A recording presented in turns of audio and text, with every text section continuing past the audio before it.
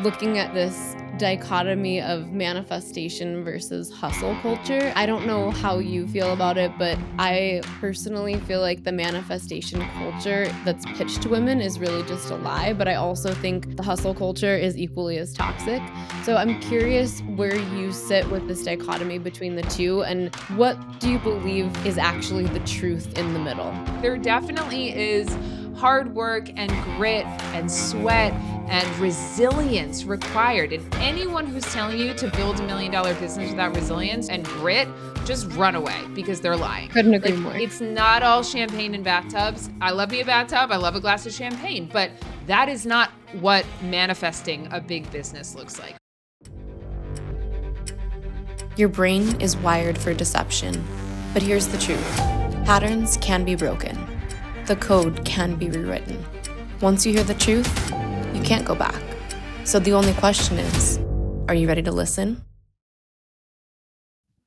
Welcome to another episode of Decoded. I'm Bizzie Gold, and I'm here with a very special guest who I've had multiple instances of connection with over the last few months, going on one of her podcasts, recently being on her summit, and now we get to have her here sharing her beautiful knowledge with you.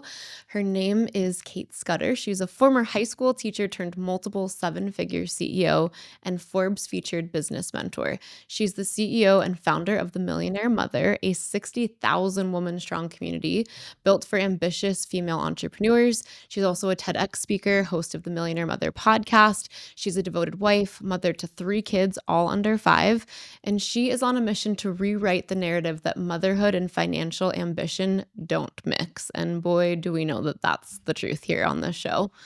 She exposes the juggling the realities of motherhood with how to grow a business. And she has so many great offerings that we're going to be talking about throughout the podcast, one of which is a summit that I was just recently on and a whole host of other things that she's going to be doing. So welcome to the show, Cait. We're so excited to have you. Thank you so much for having me, Bizzie. So happy to be here.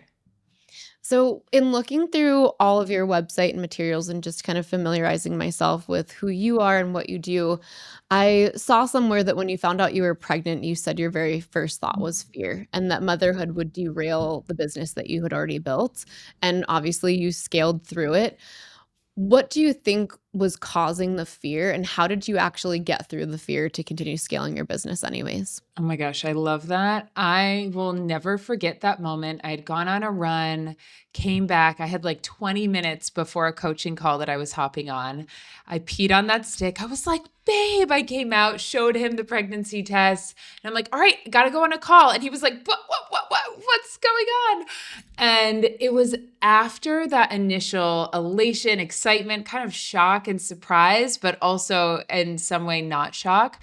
I went into panic, like a real actual panic. And I think part of what was happening for me is that at the time I didn't know firsthand, this was back in 2020, any other mother entrepreneurs that I was close to. I didn't have any mentors who were moms. I didn't have any close peers who were moms. And I think it's just that classic fear of the unknown, Bizzie. I was like, I am going to have to choose. I secretly, because I also back then and still now am the breadwinner of our family. So I think the crippling anxiety of all of the uncertainty when you are pregnant for the first time, don't know what it's going to be like as a new mom, don't have any firsthand mentor or really close community member to call up and ask. I mean, I have my mom and her friends or whatever, but I didn't have anybody that I saw skillfully balancing both worlds. And so my mind really went to this place that I think a lot of us can relate to. I'm going to have to choose. And then I went into, I've built the wrong business. I remember like blubbering on the phone to one of my business coaches at the time, being like, I shouldn't have built a coaching business. I shouldn't have built a business that requires any of my time, as if any business doesn't require your time, which is a whole nother conversation. But I was like, I should have built an Amazon drop shipping company. I was just so fearful that I had done the wrong thing, that what I had built would not blend with motherhood. And I didn't have anybody that I could ring up and be like, tell me how you're doing this. How are you balancing late nights and calls with your clients? How are you balancing marketing and showing up powerfully when your capacity is, I mean, I didn't even know what I didn't know at that point, right? Like when you're having breastfeeding challenges or you've got 2 under 2 and you're not sleeping at all. I didn't have anyone to turn to. So I think I was really just in a state of overwhelm and kind of convinced myself that it wasn't possible to grow my business, sustain it, let alone grow it in motherhood. And it turned out that the opposite was actually true for me. And how did you cross that threshold? How did you actually get from, oh shit, I don't think I can do this, to like really doing it and doing it all the way? So a couple things had to happen. One thing that, and I really give a lot of credit to my business mentor at the time, who wasn't a mom, but she really helped me dive into one of my major fears, which was this assumed pressure that I put on myself of it's all going to fall on me. I have to do it all myself. At the time, my husband, who now runs a successful multi-six-figure business of his own, but at the time he was in pure startup mode. He wasn't bringing in any income. And I just felt so much pressure to both want to let myself completely surrender to the portal that is motherhood, pregnancy, matrescence, but this feeling of I can't wince, or I can't show any sign of weakness, or it makes me even sad to say that out loud, but it's true. And what I realized was I needed to have just an honest conversation with him and say, babe, I need to know, like, I love my work, but I need to know that if I need to stop, or if I need to pause, or if I need to pivot, that you will be able to bring in money. And it sounds so silly to say that that was the thing that helped me break through, but it was such a weight off my shoulders. He was like, babe, obviously, of Well, that course, was I've real got you. vulnerability for you, because part of the pattern that you had built up was to prevent having to make yourself vulnerable and put yourself out there like, "Will you take care of me if I need you to take Yes. care of me?" For some people, and I have a very similar brain pattern type to you, that's the hardest thing to do, is to put yourself out there instead of just be hyper independent and just do everything yourself. Oh my gosh, 100%. And I think for a lot of, ambitious founders, that is such a gift. It's really served us in many ways, but you're absolutely right. And what's so beautiful about that is that it was the beginning of us starting to operate more like a family unit and less Mhm. of, this power couple or these like two strong individuals. I really had to be like, I knew he had my back in all ways, but I needed to know you will completely catch me if I need to just take a step back. And what is so interesting about that is having that conversation and knowing, even just energetically, he wasn't even making money at that point, but he was like, I will step up. I have got you. I have got us. I have got our family. It just completely shifted something for me. And it was in the 3rd trimester. I will never forget this.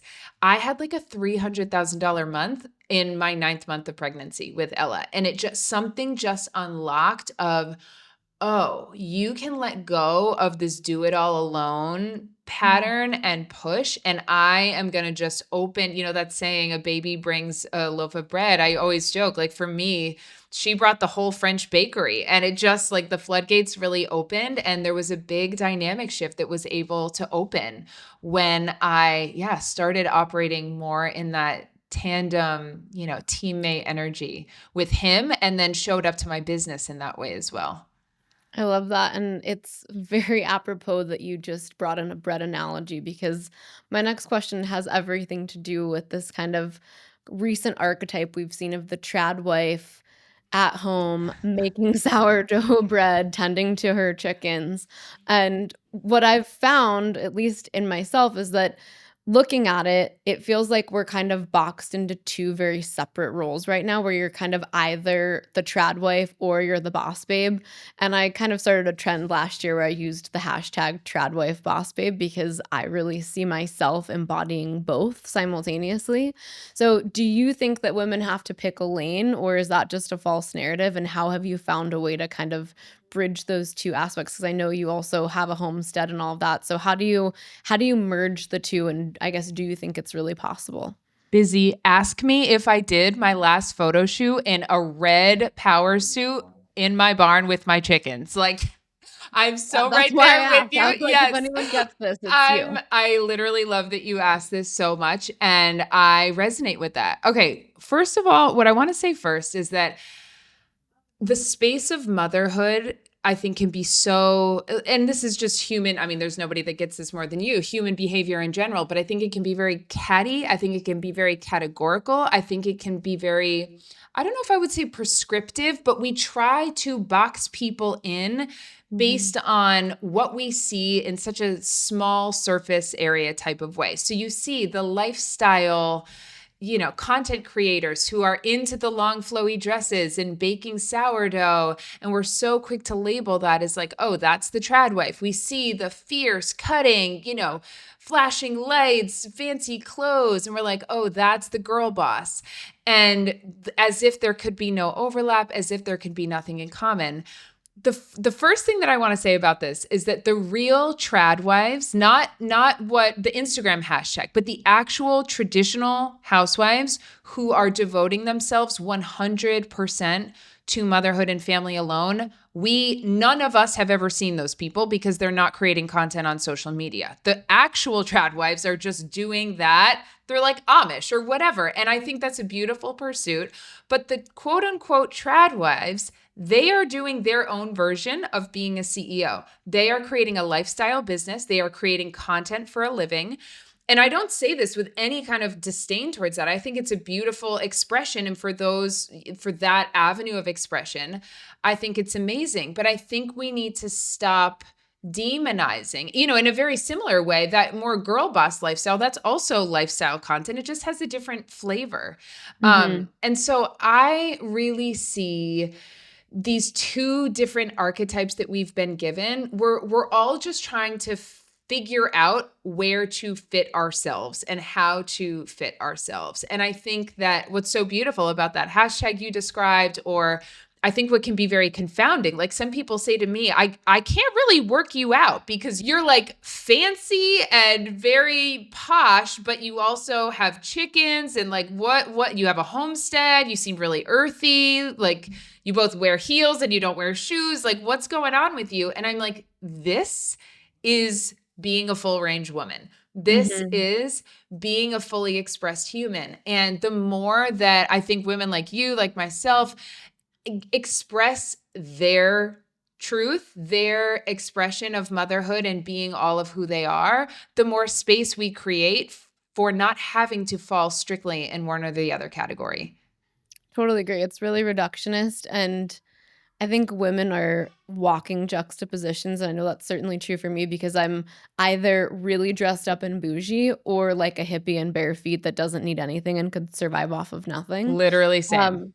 Which is why I personally love kind of that little Instagram thing that was going around about like, unfortunately, I really do like. And for me, it's all these things that have nothing to do with each other and look like they have nothing to do with each other. Totally. And ironically, the one of mine that I outed myself to that got the most positive feedback was that I admitted that I like smoking an American Spirit every now and again. And people are like, thank you for being honest. I'm like, you're welcome. I do love an occasional American Spirit. I It's love like that. one of my guilty pleasures as an adult, even though I care about health and all these other things. So thank you for sharing that because I do think that we do kind of get these archetypes that we, in general, we're kind of striving for when the reality is you don't have to choose. And I love that what you said, and I agree with you. We don't want to be like negative or harsh about it, but a lot of it is a facade. A lot of the people that are projecting tradwife are not necessarily really tradwife in the real essence of a traditional wife. But I think with that, what I personally care about the most in kind of that sphere of the tradwife thing is being able to honor your husband and understand how important the role of being a wife is, and that Yes. that doesn't mean that you're any less of a woman or any less of a boss babe. And I find that quite often, the more you go toward the girl boss thing, the more you start to see this kind of rise of modern feminism and almost like a denigrating of men. And I've never really resonated with either side of them because I do really respect and love and honor men, and I do know that for my household to work properly, there is an order in our house, and sometimes I think one thing, but at the same time, I honor my husband, and there can't be 2 gas pedals and 2 brakes in a car. The car wouldn't go anywhere.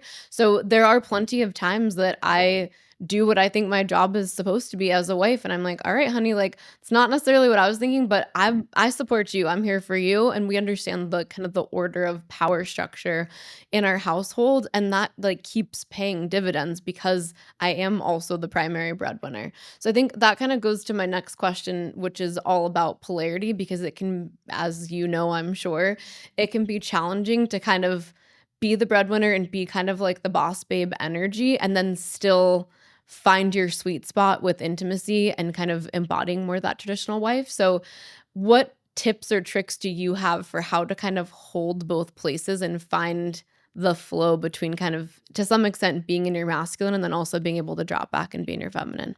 Oh my gosh. I love this question. And I will say that any wisdom that I have to offer in this has been very much hard won. And not, I think that it's a challenge, especially when you work from home, especially as a woman who is stewarding a big movement.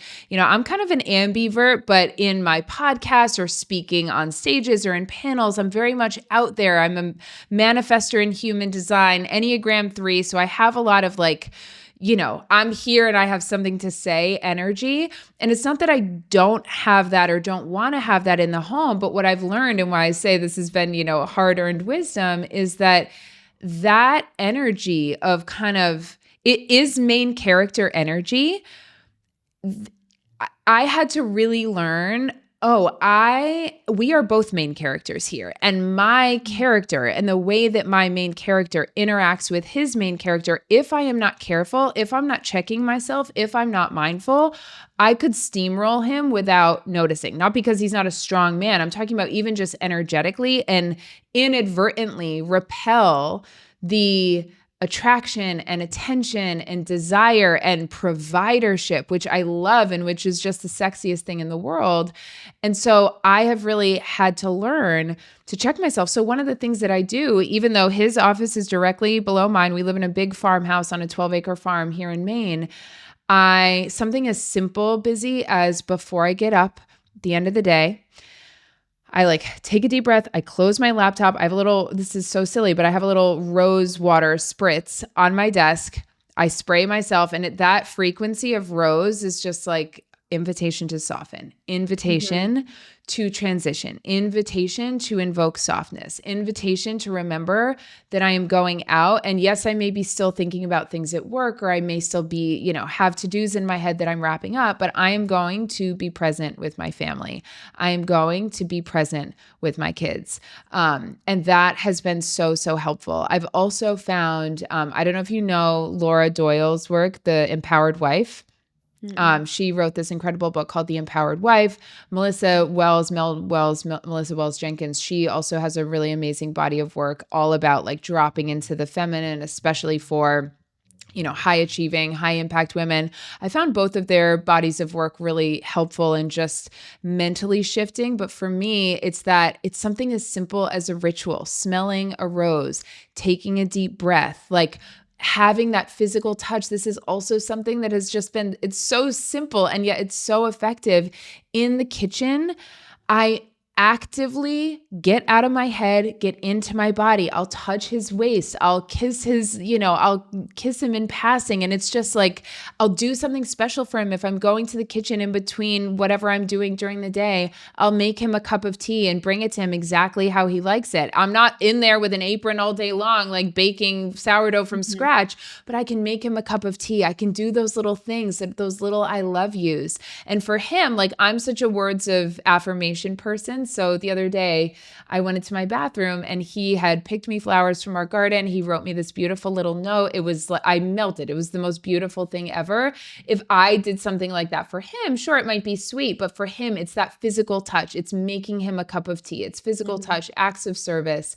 Those are the things that really go a long way. So I really consciously put at the forefront and try to remember, yes, I might be bossing it up here in my office, but I am really the wife, the heart of my home. And so coming back into my body and into my heart space is absolutely how I keep that chemistry and that polarity alive.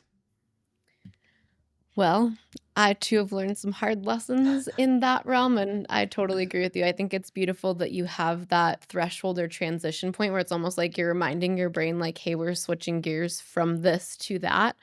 Because then your nervous system will obviously follow in tandem with that. And I love that you use rose water. It's perfect. I might It's, need to steal that one from you. I love that. So this came up naturally in how you were answering that question. So I wanted to dig into it a little bit because people are often throwing around the term work-life balance, and I have my own kind of opinion and experience on it as a whole. But I want to know, number one, do you think that true work-life balance is attainable? And how do you set up your life to either try to pursue this or not if you don't believe it's possible? Okay. I used to say when I was asked this question Mm. that I don't think that balance is a noun. I think balance is a verb. And I will always remember being at Kripalu, the yoga center in I've Western taught there before. Massachusetts. Yeah. Mhm. Being in a yoga class when I was doing my certification and doing tree pose, and one of the teachers there being like, there is no such thing as balance. Balance is not a noun, it's a verb. We are Mhm. constantly in balance. So even when you fall out of the pose, rather than being like, darn it, and being all flustered and trying to like get back in and stick the landing, how can even falling out of it be part of the pose? How can that Mhm. too be welcomed in? And I love that analogy. So there is part of me that feels like I don't really believe in balance as a static noun to chase. I do believe in it as a verb. But what I will say now is that I also believe, I don't even know balance is the right word altogether. I really think it is about integration.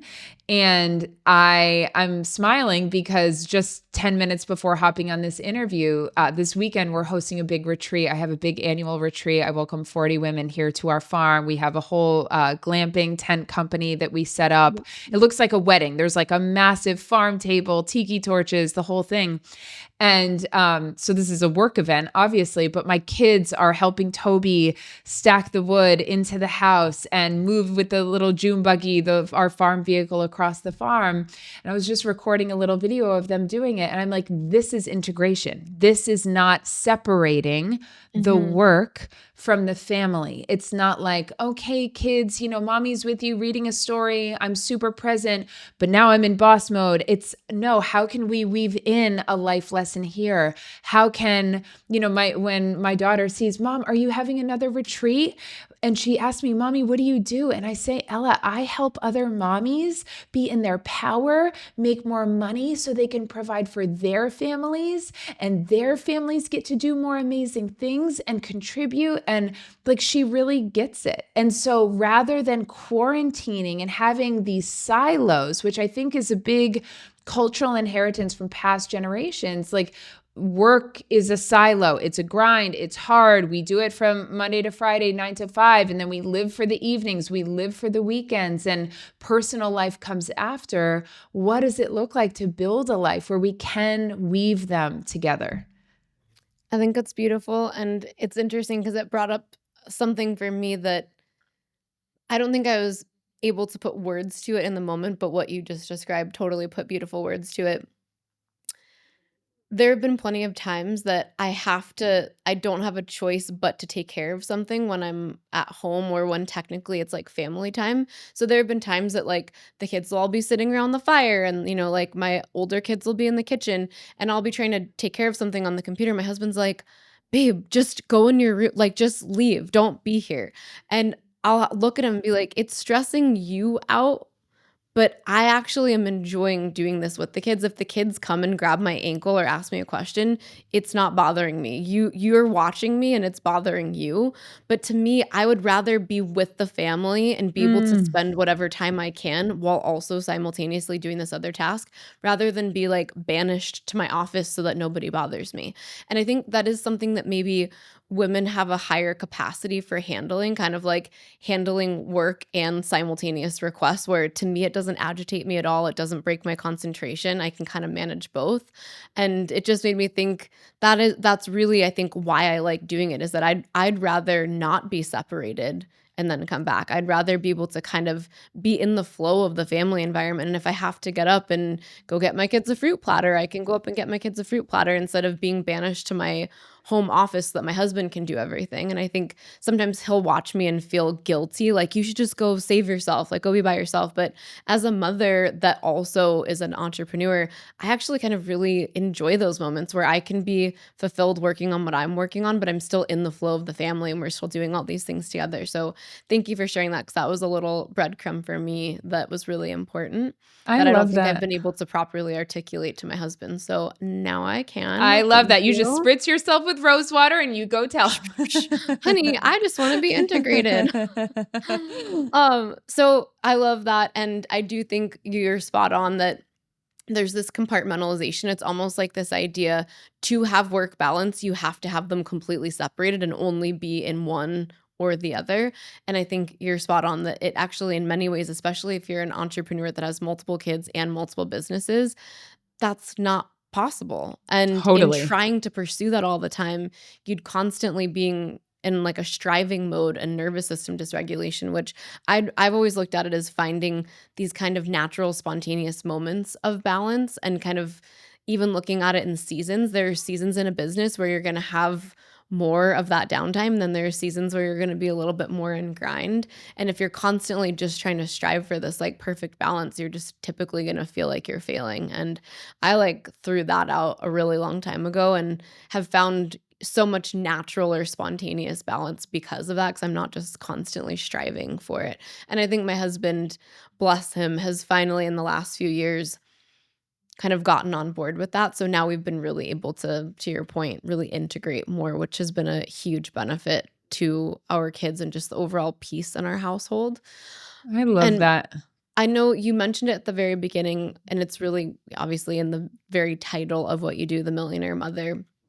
I want to kind of center in on this taboo around money, because women, I do feel, even more so than men, I do think it's cultural, it's social, have a much stronger discomfort about talking about money and wealth. And it does seem like it does kind of, it creates these separations, right? It almost like kind of, it separates the boss babes from other people. Like if you can kind of boldly talk about money or accumulating wealth, or I think what you called like being well resourced, it's almost like people then kind of put that into the same category as that babe stigma. So what is your approach to this, and how can women kind of overcome this fear or stigma around maybe being seen as a boss babe just because they care about being well resourced and accumulating wealth? Your brain isn't broken, it's running an old code. Break Method is a system that maps your neurological patterns, decodes your emotional distortions, and rewires your behavior fast. No talk therapy spiral, no getting stuck in your feelings, just logic-based rewiring in 20 weeks or less. Head to breakmethod.com and see what your brain is really up to.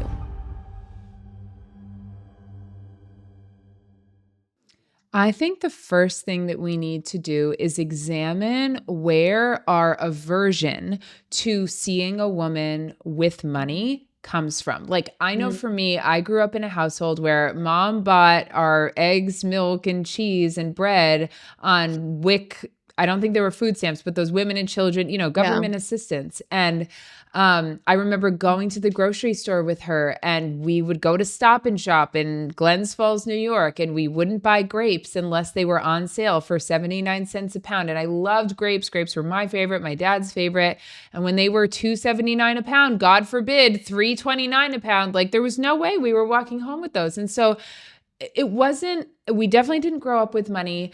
And my story wasn't that, we thought everybody with money was evil, but there was this very clear, almost tribalistic belonging code, which is people like us don't drive cars like that, don't do things like that. And I think that is true for many people on a personal, familial, kind of generational story level. But I think there's a wider cultural story as well, it's not just the girl boss. It's also like the boss bitch, right? It's the Devil Wears Prada, Meryl Streep, Cruella de Vil. There's all of these cultural archetypes of what career woman with wealth and power in a coat and heels equals morally corrupt, evil, cold, nothing Selfish. remotely resembling a mother, right?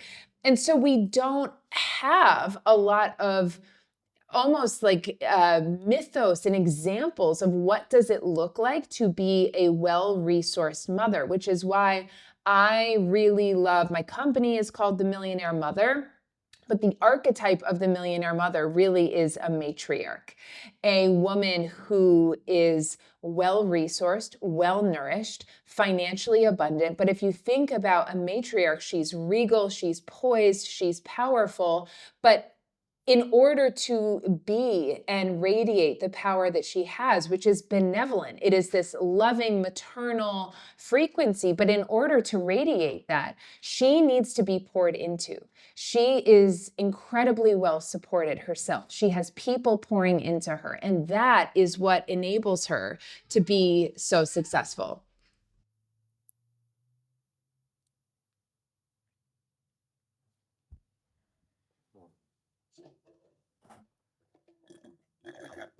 Sorry, hold for the small human.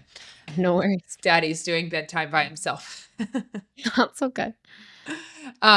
So when I think about, breaking that taboo and stepping in, it really is the recognition, and popping this illusion that a mother is more deserving or somehow gets these like superwoman credit points for, running on fumes and her adrenal glands and calling it a day. I am really here to be like, well, what does it actually look like to do that sustainably? When we know that right now in this moment of recording this podcast, Bizzie, October of 2025, we are standing on the precipice of the greatest wealth transfer in history. Tens of trillions of dollars in the next 10 years are going to transfer into the hands of women. And I truly believe that we are on this cultural precipice of seeing more women and more mothers specifically stepping into this matriarch frequency, this well-resourced woman frequency, this millionaire mother frequency, which is about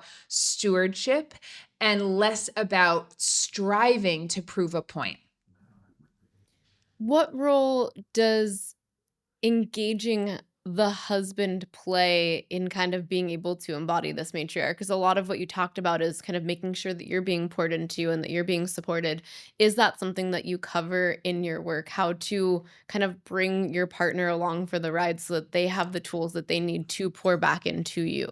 Oh, 100%. I mean, in one of my masterminds, the MME, my core container, I have a program in there called Number One. It's a required program. It's all about treating your spouse as the number one. And when I say, so yes, we absolutely address that and look at how is this ecosystem, and I speak a lot in my whole body of work about creating a legacy in the home and a legacy in the world. I think the problem with a lot of the, success coaches, that whole personal development world, a lot of it was created for men by men, but a lot of it was then also mimicked for women by maidens or by women who felt like they needed to stuff their motherhood away like a bulge in a pencil skirt and, hide it from view, tuck it in, sneak it away, instead of looking at how are we actually embracing the entirety of our lives? How are we defining success by the entirety of the picture? And that's what I think makes the work that I do quite distinct, is that we are not just measuring success by how quickly can you chase a high cash month. It's let's get a dashboard that surveys everything. The health and vitality and intimacy of your marriage, the quality of your connection with your children, the connection that you feel to your values. And so for me, that's being able to live on land and have, a close connection to the earth and raise my children, bringing in firewood. It's not just like free labor for my events. It's like I want them to know how to make a fire. I want my kids to know how to bake cookies. I want them to have that frequency and that feeling of the home. And so, The marriage, and when I talk about the matriarch being supported, yes, of course, it's by the spouse and by the partner, but it's also a big part of the work that I do actually is letting women decondition that part of themselves that feels guilty, asking for help, hiring help. You would be, you probably wouldn't be shocked, but so many women entrepreneurs hire assistants and have no idea what to do with it. I feel bad. I should just do it. Oh, she didn't do it the way I wanted. I'm not going to tell her. I'm just going to do it. We don't know how to stand in our power in that stewardship energy, provide clear feedback, define what done looks like. And so my work is really around helping women define what done looks like in the home for home support they may have. We have a house manager, we have a nanny. We have several other people who do different things in our house, and being able to embody that queen of your home energy. It's not just a mindset shift, and it's not just an identity shift. It's an execution shift. How do you carry yourself in those conversations? How do you provide meaningful feedback that gives people excitement to work with you, to be part of your team? So it's a whole ecosystem. The marriage is certainly a big part of it, but it's that energy of receivership and knowing your inherent worthiness of being supported. But it's not just like a personal worthiness of being supported. It's really this unlock recognition that, oh, the more I avail myself to be richly poured into so that I can be of service, so that I can bring my fullest gifts and capacity online, the more everything in the ecosystem flourishes. I love that. So we've got a few more questions that I want to hit before we wrap up for today. And one of them is looking at kind of this dichotomy of manifestation versus hustle culture. And I don't know how you feel about it, but I personally feel like the manifestation culture that's pitched to women is really just a lie. But I also think the hustle culture is equally as toxic. So I'm curious where you sit with kind of this dichotomy between the two, and what do you believe is actually the truth in the middle? How do you walk that out?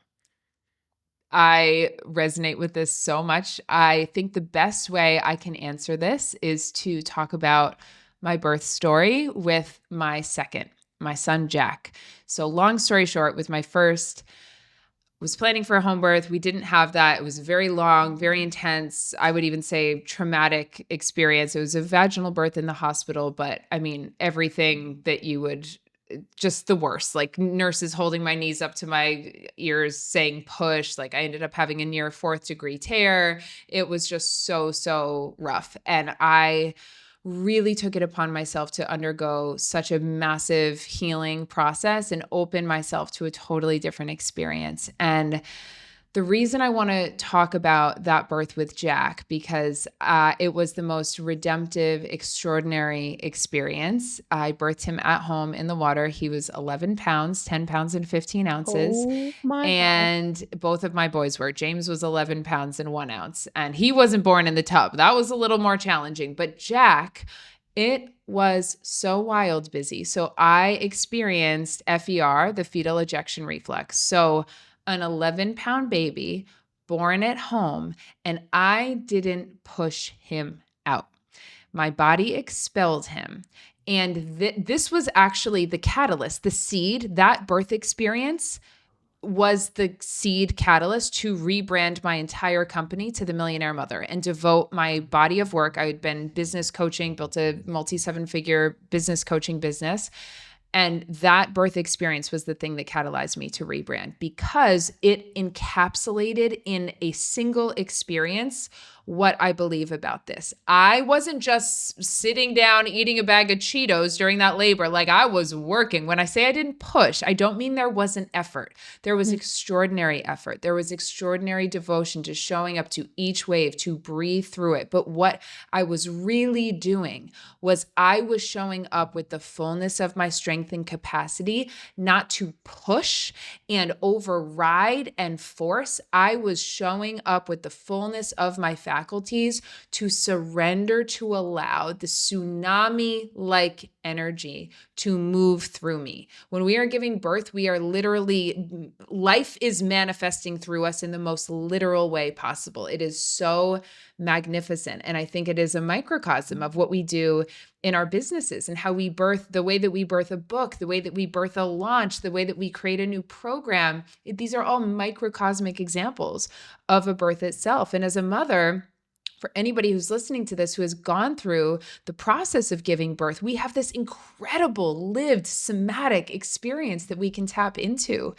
And so that for me is the balance. I absolutely showed up with my effort. I did my side of the street, but I also was not overriding to the point of adding in additional strain when it was unnecessary, trying to white knuckle and control. And that I think is the hardest part is, I think we want to, where we go off balance, we try to over hustle, over grip, over control because we're terrified of the unknown.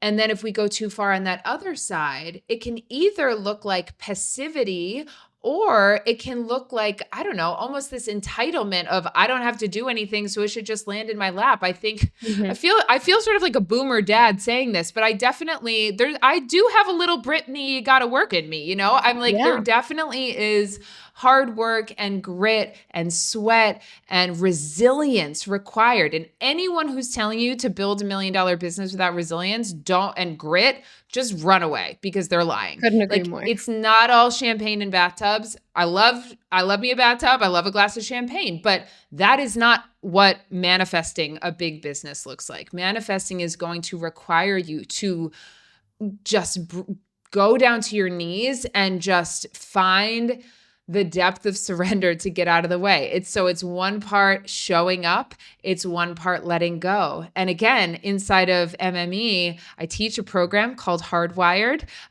You would be an amazing guest for that. But Hardwired is all about that, in the yoga world, the phrase is tapas, like that fire, that sacred heat, that showing up on our side of the street. But I also have a program in there called Allow, which is how do we let go, get out of the way, let what be the channel.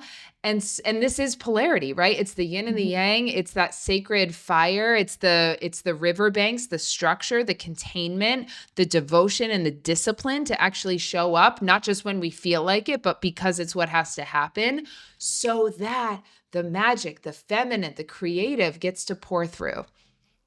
I love that. And I can attest to all the same from my own life. And I'm glad that you said that because I do think that you get kind of, archetypally, there's not to specifically call her out, but to me, like Layla Hormozy is kind of like more the hustle culture, boss babe sort of archetype that I see out in the world. And then, the manifestation babes are like a dime a dozen. And I just think that there's not enough discussion from female entrepreneurs about this, I think, very intentional place in between where there's the place to kind of have bits of both, and that really the hustle culture will burn you out entirely and probably turn your life into a dumpster fire. And then the manifestation piece of it is, I think, really taken out of context and almost used as a tool of financial manipulation, which I would agree with that for sure. It doesn't feel right when I see it.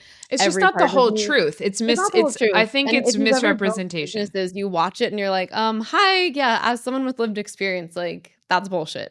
Totally. Don't listen to that. And here's the thing. I feel like, somebody like on either the hustle side of this coin or the more manifestation side of the coin, like there is a teacher for everybody. But what I think you and I are describing is that and this is my whole thing, like for mothers, doing this, grind, cool, keep it up, just like don't work weekends. I mean, Hormozy, I think he's brilliant, but it grinds my gears. He's like, if you want it, there's no such thing as a weekend. There's no such thing as a Friday night. And I'm like, there is nothing in me that desires to build a business in that way. If I was him, you don't even have a life at that point. Exactly. So what are you? But I think also it speaks a lot to even just, obviously I can only observe from the outside looking in, but I think there's a reason they don't have kids and they kind of run their household the way that they do. And I think, to me personally, that wouldn't feel like living. It would be making all this money in pursuit of what? Like at Totally. a certain point to me, that wouldn't have any value anymore, but I'm not driven by money in general. I'm much more driven by purpose. And the more I've kind of leaned into driving after purpose, the more money I have also made. So I wonder, what is your opinion on that? And, obviously you work with so many women. Do you notice a distinction between those who are kind of driven by financial goals versus those who are more driven by passion, and how their kind of systems or families show up? I think that when we are chasing what is in alignment, when we are pursuing what is in deep alignment with our values, with what matters, it is always going to feel sustainable in the long run. I think that I don't think there's anything wrong. I think this is part of deconditioning this story, like we were talking about, of the wealthy woman. There's nothing inherently wrong with pursuing financial wealth at all. I think it's a noble pursuit. I think it's one that I want more women. I want every single mother on this planet to be a well-resourced woman. But I think that pursuing it for the wrong reasons, for the reason of I need to do this in order to be personally significant, or if I don't do this, I need to do this to prove it to somebody else, or I need to do it in this career because that's what XYZ person thinks I should do, or worse, God, because that's what XYZ influencer on the internet is doing. Mhm. We are going to burn out. We're going to get it served back in our face. We are going to fall down and hopefully be given an opportunity to re-examine what our values actually are, what we desire, and to build and rebuild with motherhood in the or whatever your life is, but your truest values in the center and not the margins. And I think that, the expression of only pursuing dollars, dollars, dollars at all costs, like there may be a segment of the population that is their highest purpose and that is their highest value. And they don't care about having friendships or having children or, any of the living close to the earth, cooking their own food, touching grass. Like if that's not your thing, great. Like I'm not here to tell somebody that's the wrong way to live. But what I am here to do is say, if you don't desire a life that looks like that, maybe think about building a different way and not Mhm. taking the advice of this is how you have to do it.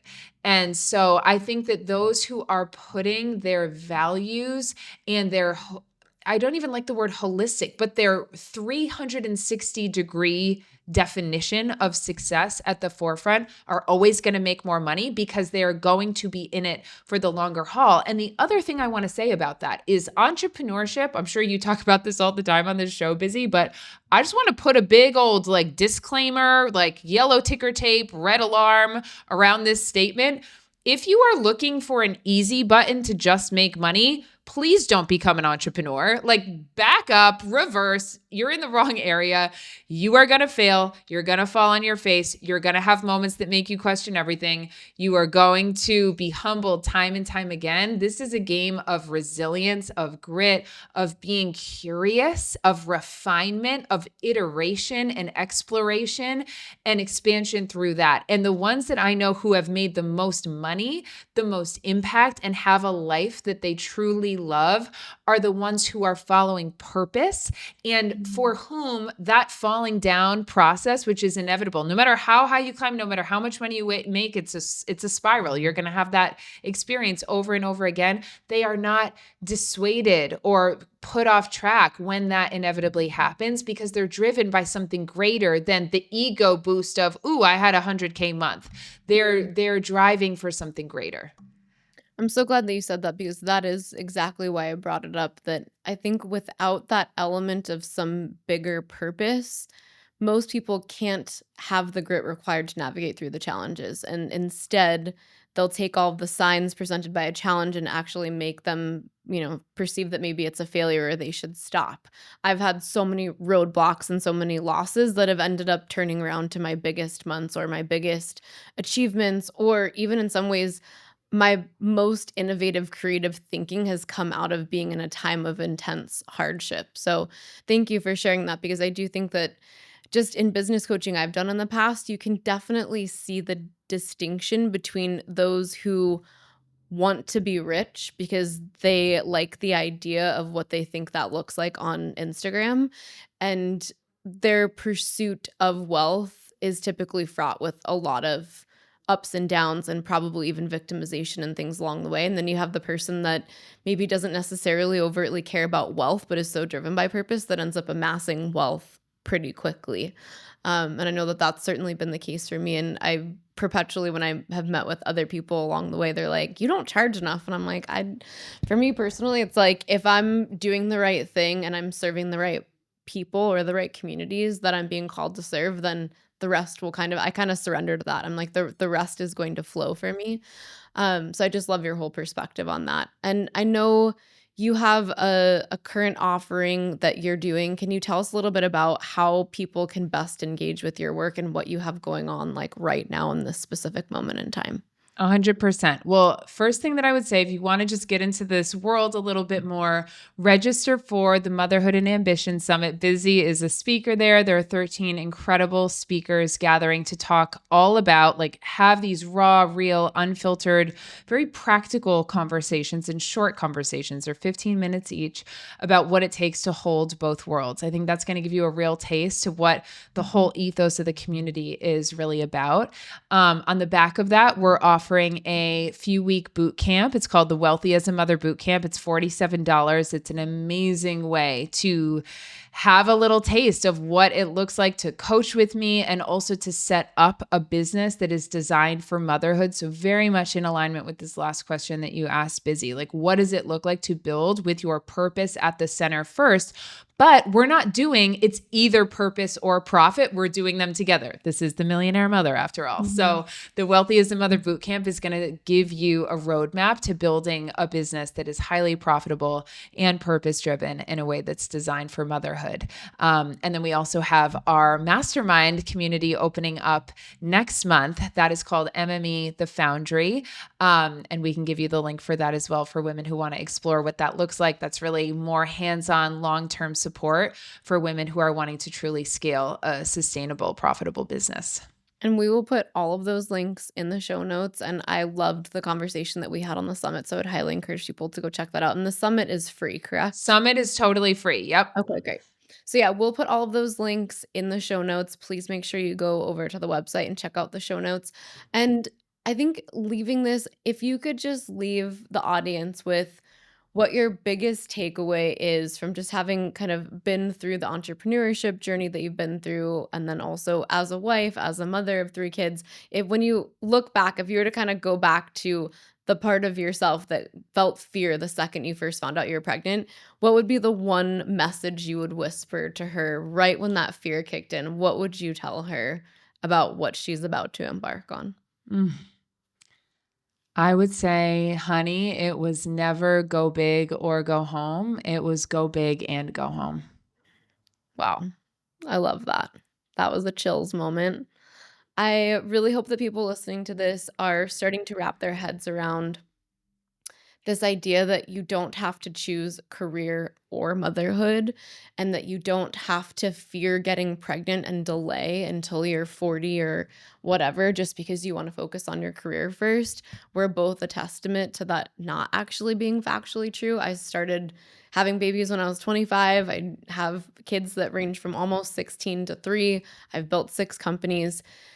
I think motherhood prepares you to be an entrepreneur if you're present for both. So this idea that they have to be separated or you somehow have to do one and then the other, I think is really just a socially fabricated myth that I love that you're doing away and dispelling this myth and helping empower women to not be afraid. Because I too was deathly afraid when I first got pregnant. And I have a theory. I'm curious to know your thoughts on this.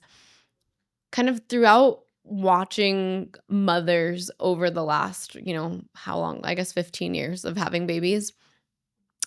Some of the best mothers I've ever met whose kids are delightful and emotionally intelligent and mature are women who actually weren't ever sure if they wanted to be mothers. So I'm curious about this for you because I think for some women in their mind, it's like they're so fixated on, I can't wait to be a mom. And then often, at least in my mental health practice, I find they actually have a lot of challenges. Whereas sometimes the women that didn't really think about it and had all these kind of big dreams and career aspirations that maybe accidentally get pregnant and have that oh shit fear moment actually end up being really extraordinary moms. So I'm wondering, where do you fit into this spectrum? Oh, I love that. That's so interesting. I didn't, it wasn't like, oh my gosh, I'm playing with dolls. I was such a tomboy, busy. I got like kicked out of Same. ballet. I never had dolls.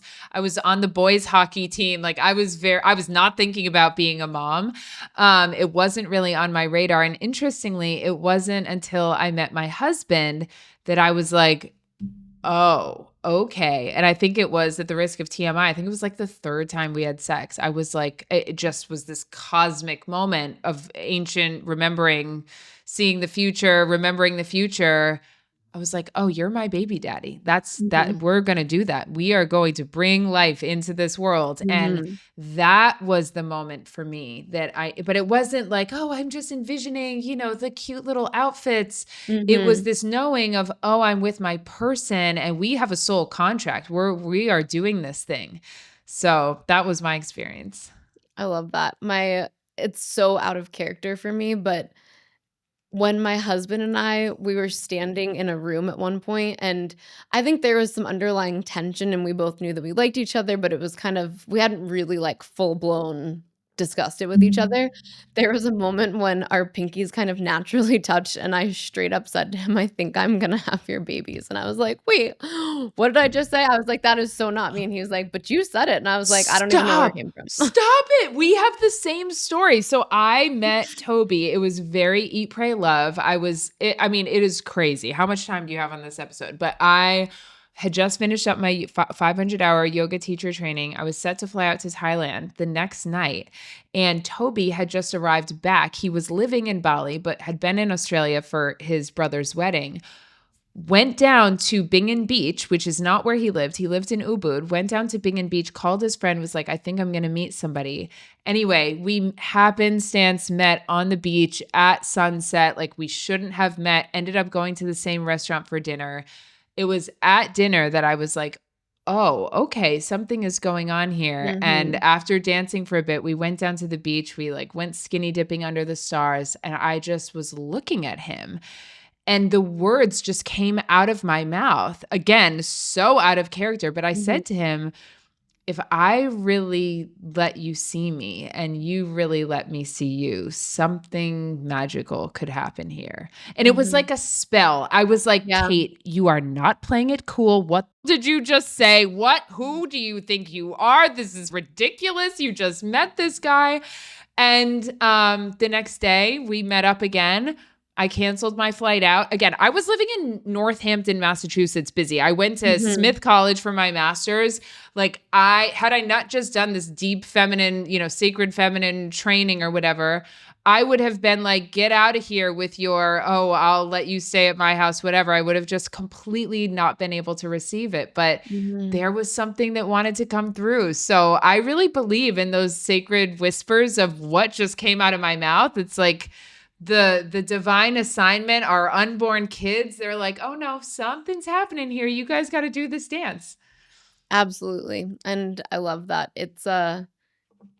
My husband and I have been married now for 7 years, and still every once in a while, he'll still be like, "Babe, I still can't believe you said that to me," because it's so out of character for me. So, I love that you said the divine whisper because it really came from something else. I had no control over that. Same. I And hear then when that. I first met his dad, this was shortly after that, my husband had gone to the bathroom, and his dad looks at me and he's like, because I used to be kind of more of like a celebrity trainer early on in my career, and his girlfriend had my like old fitness DVD, and he goes, "You know what? I just want to say while my son is in the bathroom, Marilyn had this DVD, and I kept looking at this picture going, son, you need to marry a girl just like this someday." And he was like, "I swear to you, you are going to have my grandkids." And I was like, all right, Eric, Oh my gosh. look up grandkids. Okay. So yeah, I just think the divine I think honestly that kind of is this answer, and I'm glad we're closing out with this of this kind of, between manifestation and hustle culture. There's this like you have to work hard. You've got to put yourself on the field to play the game, but there is this divine spontaneity that you can't ever account for. But you also, I believe, can't like force it through taking a manifestation course. It's like putting yourself on the field, acquiring the skills, being committed, being resilient, trusting yourself, and being able to kind of listen to those divine inspirations so that you can also let yourself be led. Because I do believe we all have a really powerful destiny, and so many people get pulled off track by even things like mentors or other people that they're listening to.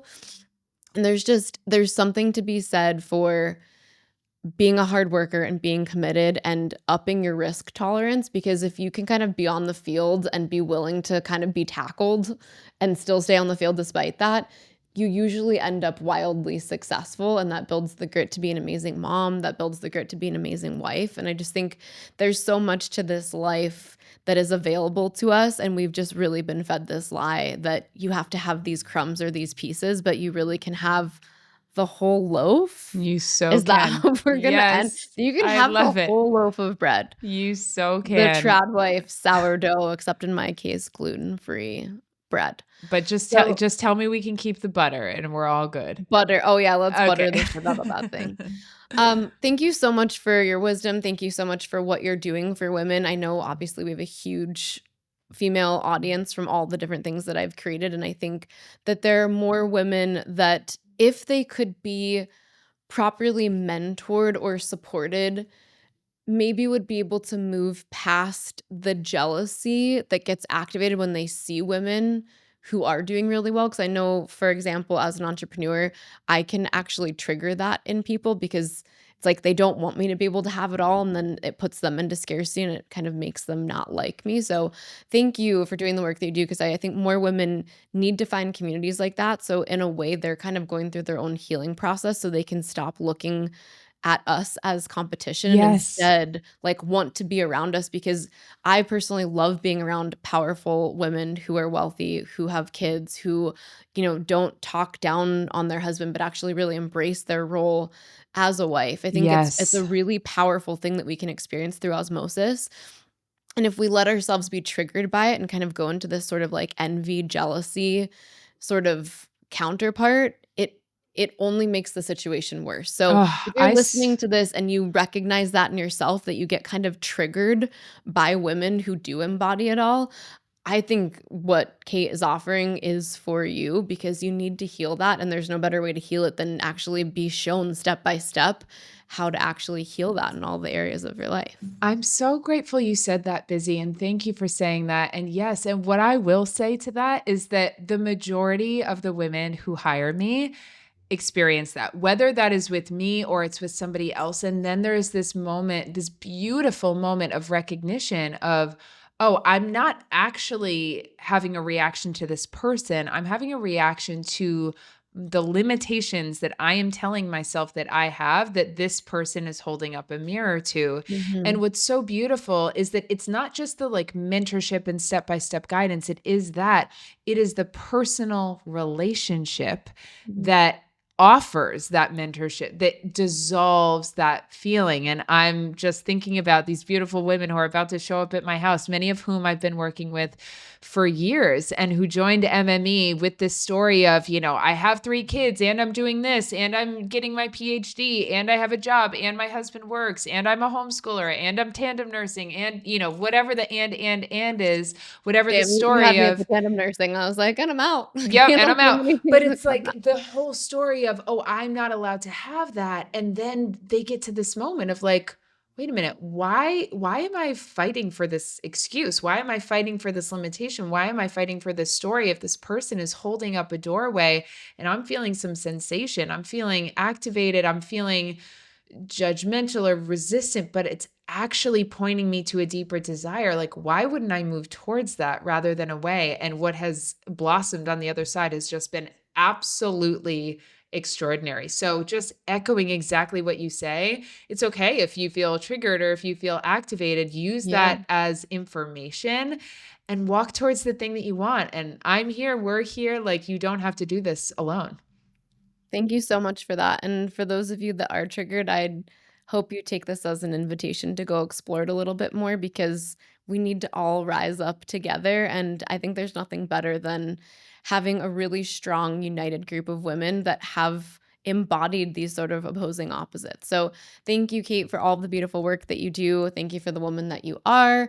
And even just some of the personal conversations we have had. I think you're a phenomenal woman, a phenomenal mother and businesswoman. And I'm always down to support you in any way that I can. And please do take a look at what Cait is offering. And at very least, go jump into that summit and hear some powerful stories of female entrepreneurs that are also mamas. So please take a look at all of Cait has to offer. And thank you so much for being on the show. Thank you, Bizzie. Thank you for having me. Your brain is wired for deception, but here's the truth. Patterns can be broken. The code can be rewritten. Once you hear the truth, you can't go back. So the only question is, are you ready to listen?